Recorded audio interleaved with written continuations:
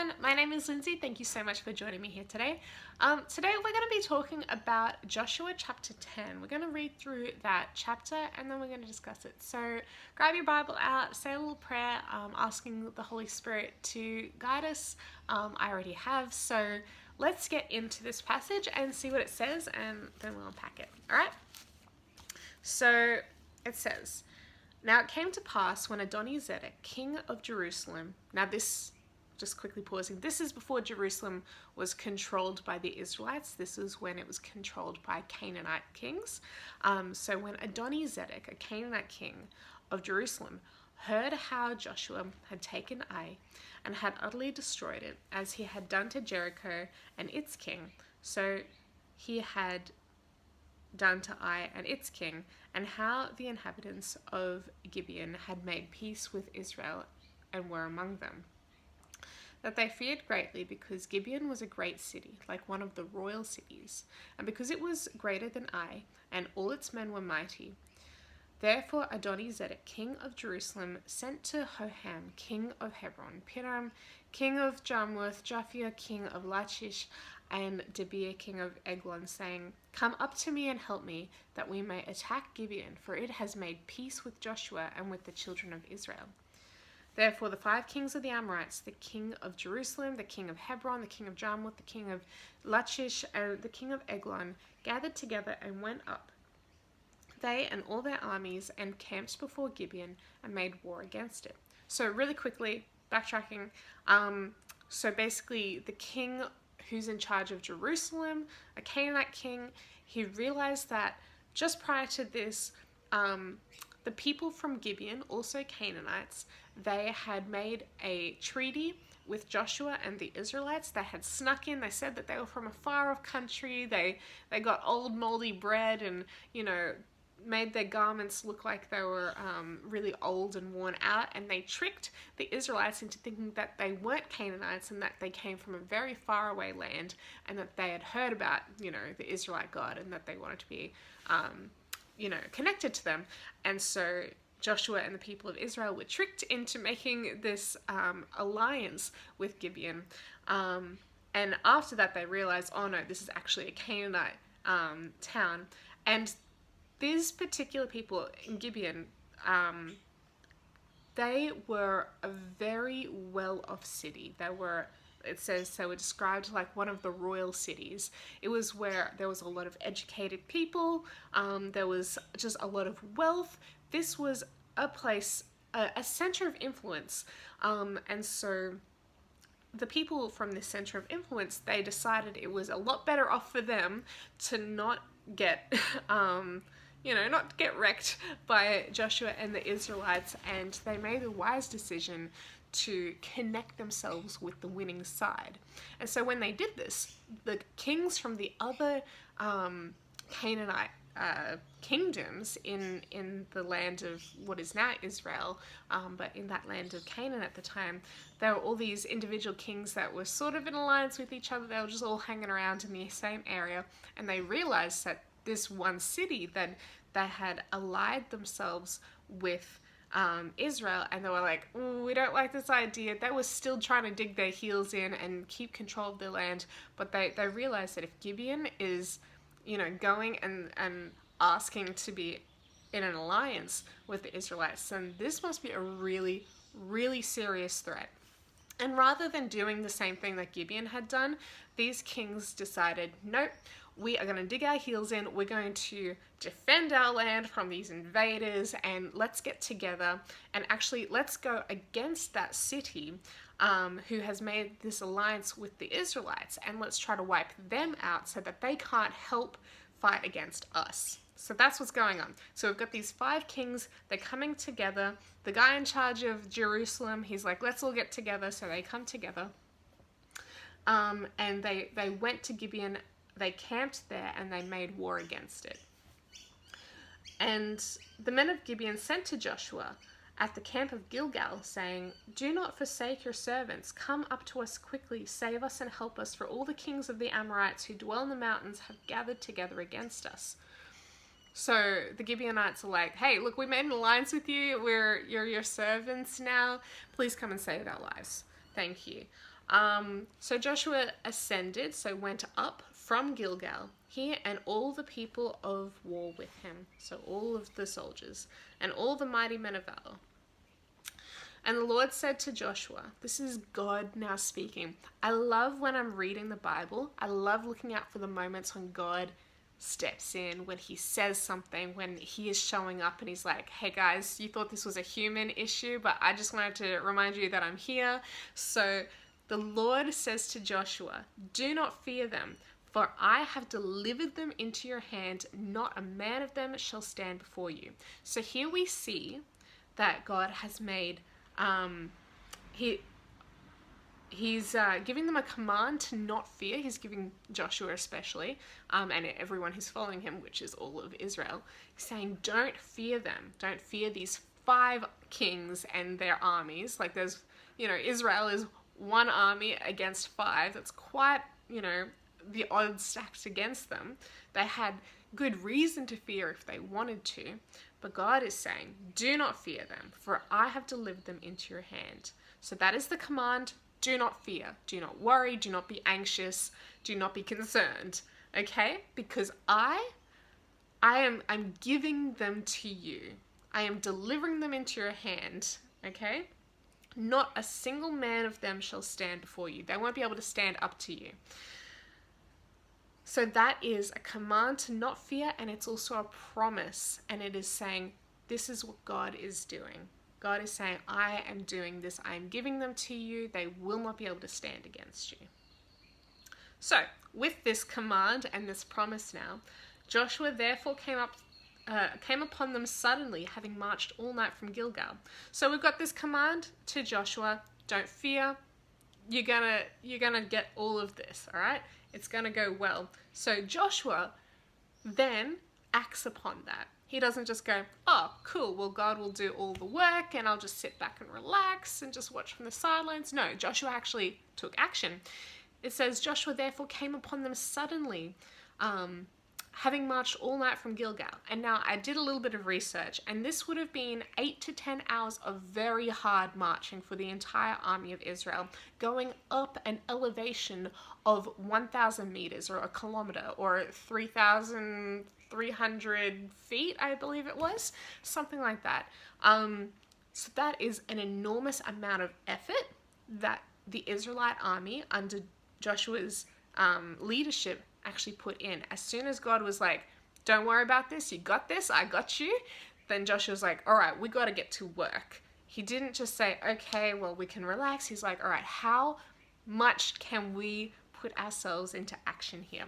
So they march. I've done a march like this in a hiking trip with me and a bunch of teenagers and a handful of adults. We hiked up the tallest mountain in Queensland here in Australia, and we did that in about 12 hours, and I was just wanting to die the entire way. There was, rain, and there was leeches, and I was just crying, and I wanted to turn back before I started, and there was just mud everywhere, and it was slippery and wet and really vertical, and we were so high up in the sky that we were above the clouds when we got to the top.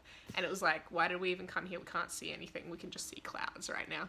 So I've been on a hike like this, nowhere near as much, life and death stuff at stake, but I know how much effort it goes into doing a hike like that. And then for Joshua to lead an entire army of thousands or probably tens or hundreds of thousands of people up 1,000 meters of elevation over about 20 kilometers. So just keeping on going up for an entire day or an entire night at this point, probably.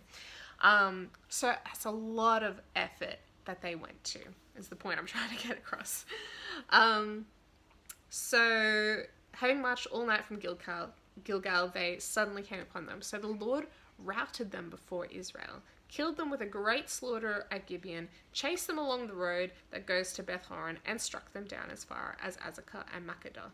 So Joshua goes for a big long hike with all of his buddies, and then it says in verse 10, so the Lord did this, this, this, this, and this. He routs them, he makes them scared to run away. That's what routing means, like just chasing them away. um, chased them in front of Israel, killed them with a great slaughter. So heaps and heaps of people of these 5 kings just died as they're running away, and struck them down. Like, God was just killing everyone, and Israel was just kind of there for the first part of it.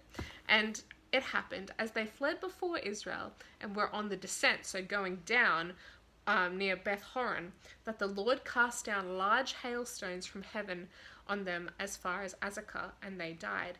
There were more who died from the hailstones than the children of Israel killed with the sword. Okay, so the Israelites actually were fighting, they were chasing, they did use their swords, but God was doing most of the hard work, okay? So a majority of the work, probably 2/3, perhaps even more, who knows, God did most of the work. Joshua and the people of Israel mostly just showed up. And I think that's something that we as Christians need to get in our minds sometimes. Most of the work that God has given us to do is literally just to show up as disciples, as Christians, as people sharing the gospel. We need to show up and be like, okay, I'm here, God. What do you want me to do?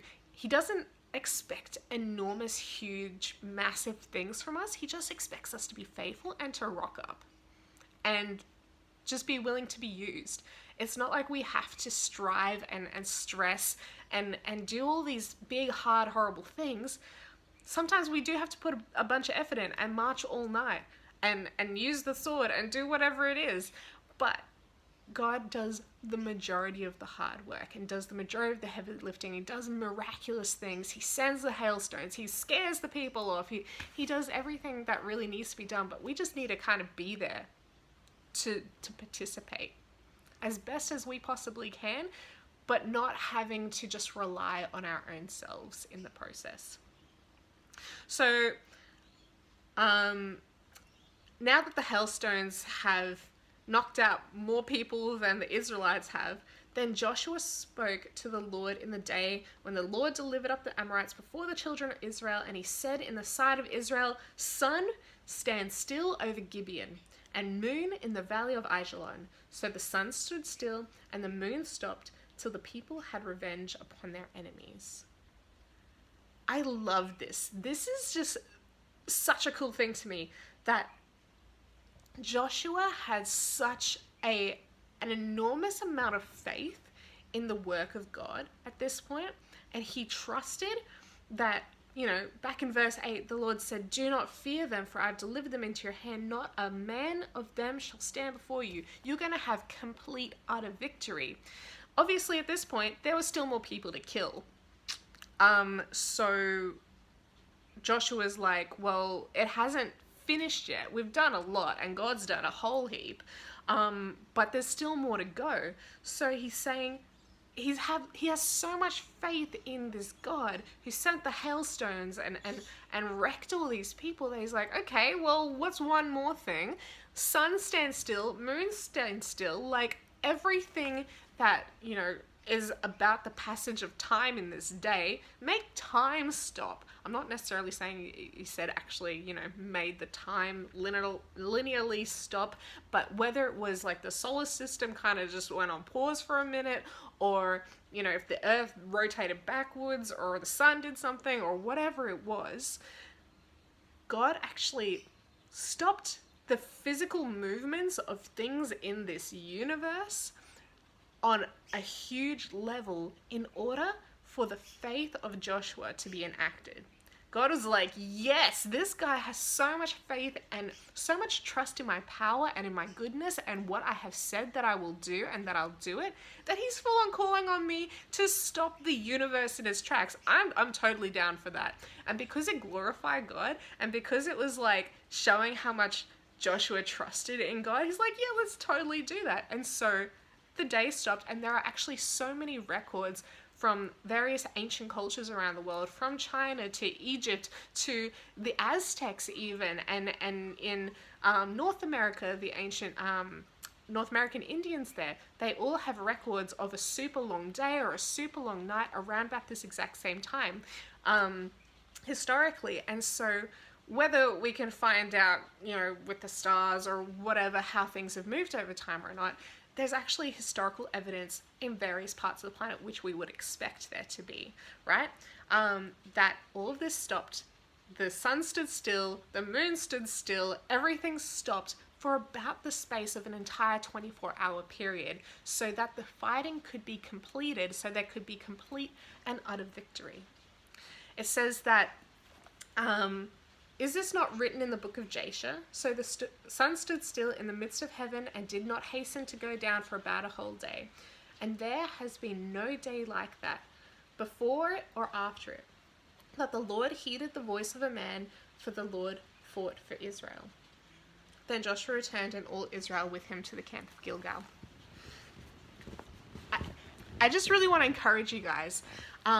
It says that this has never happened again, that the Lord has heeded the voice of a man like this and put a stop to the universe. There is one other occasion where something similar happens, where I believe it's King Hezekiah, basically asked the Lord to turn the sun back 10 degrees, which is about a 40-minute time period going backwards. So God has done another celestial thing like this in order to confirm somebody's faith before. It was a much more small sort of situation, but at the time of the writing of this by Moses, this had never happened before or again in that sort of period. So I just really want to encourage you, God can totally do these things. He created the universe. It's not like he's going to go about and do it every single day, but there are so many miracles that God has done in the Bible, whether it's been, parting the Red Sea or full on just throwing hailstones at people and making the sun stop for an entire day and just an extra day just being there. It doesn't matter what you ask of God, if it is related to actually following God's calling on your life, whether it is accomplishing something for God's will, if it is to, share the gospel or to bring something to happen in this world that God has called you to do, there is nothing that can stop that from happening. Okay? It doesn't matter what your financial situation is or your relationship status or, the career that you have or don't have or anything like that. Whatever God has called you to do, he has given you a promise, he's given you a command to go and share the gospel or to do something in particular, and he's given you a promise that he is with you, he is for you, and if you attach your faith to that and you trust God at his word completely, there is nothing that can stop you, and he will do anything to help you if you just ask him. That is my encouragement to you guys today. I really hope it blessed you, and I'll see you guys again next Friday. Bye.